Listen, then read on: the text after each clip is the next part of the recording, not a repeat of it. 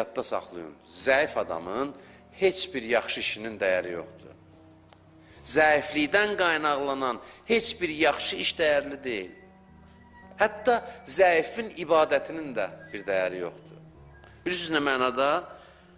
Adam var boynunu bükməyə öyrəşib, yüzünün qabağında boynunu bükür, biri də Allahdır. Böyle boynu bükülməyə öyrəşib, zəlil insandır və ibadəti də o zəlilliyindən doğur. Boyun o qədər bükülüb, boyun bükülməyə alışıb, səcdəni də elə o cəhətdən eləyir. Boyun onsuz da bükülür. Bunun dəyəri yoxdur. Səcdə nədir? Səcdə əyilməz başın Allah qarşısında əyilməsidir. Səcdə onda dəyər tapır. Əyilməz baş Allah qarşısında əyilirsə, buna deyirlər səcdə. Onun dəyəri var.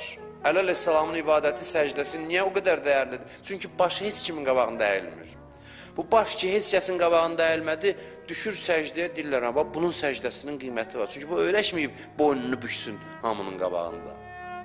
Bu alışıb ki, başı dik diyansın, təkəbbür mənasında yox, izzət mənasında. Və